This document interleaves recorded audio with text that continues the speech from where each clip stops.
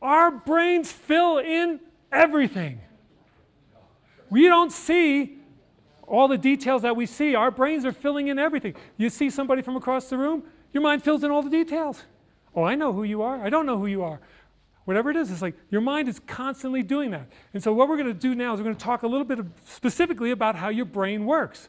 The brain research that's been done in happiness.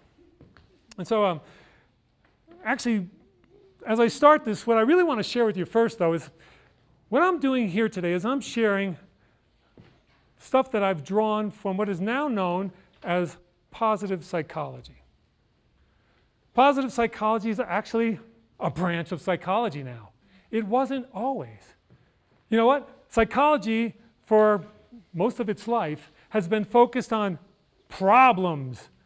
The DSM-3, all of the problems that are in the big book, and how many mental illnesses and disassociation factors and all kinds of stuff that people have.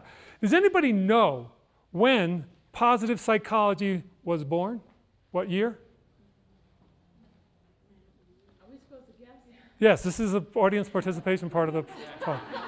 Anybody want to guess? What year was positive psychology born? 2008. Well, that's 2001. In the 80s or 90s? It was, yes, actually, you're right on.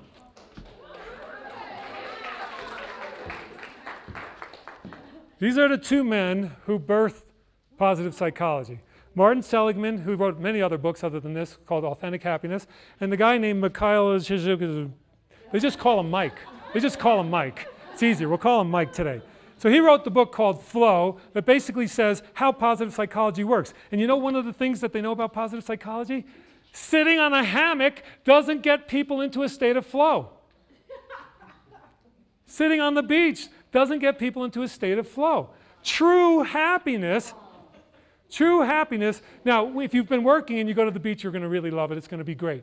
But to get into the state of flow, how you do that, you have to be challenged, and you have to have the skill or the gift, some of the things that are on your name tags now, to meet the challenge.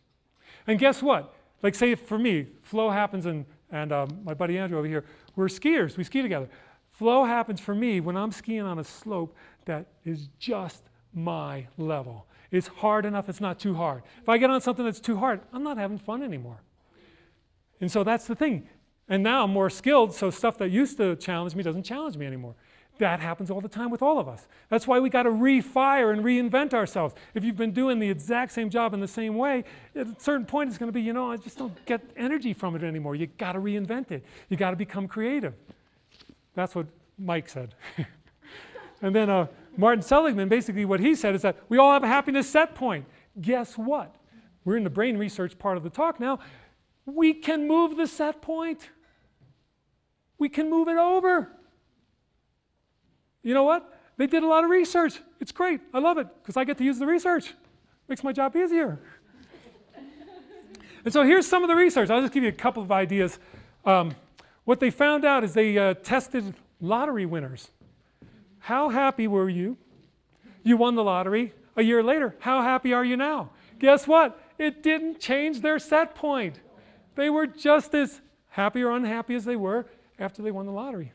It didn't change it for them. Money didn't do it. And they find that in developing countries, now in a really poor country, a little bit of money can really have a profound change on people. But in our country, which is a developed country, it doesn't really matter that much. A little bit of money doesn't matter that much. It's not that it doesn't matter. It doesn't matter that much. It's a quote, comes from Yiddish. It says, with a little bit of money in your pocket, with a little bit of money in your pocket, you're creative, you're handsome, and you sing well too.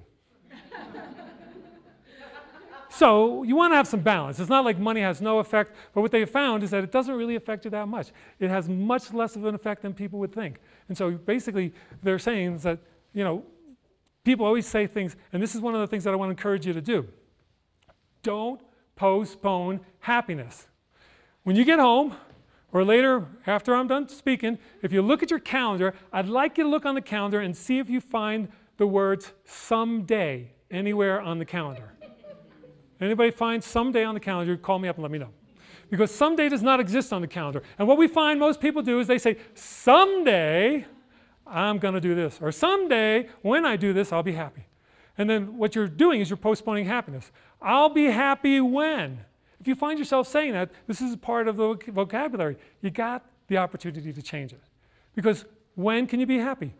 Right now. It's actually the only time that you can be happy is right now. You can't be happy tomorrow and you can't be happy yesterday. You can only be happy right now. And so don't pass up the opportunity to be happy now by thinking, when I make more money, when I get that promotion, when I fill that class, when I get a budget where I can add another class, then I'll be happy. Why wait? Why not be happy now? And then when you get the class, be happy then too. So that's one of the things I encourage you to do. If you find yourself or if people around you putting happiness into the future, invite them to bring it back right into the present. Be happy now.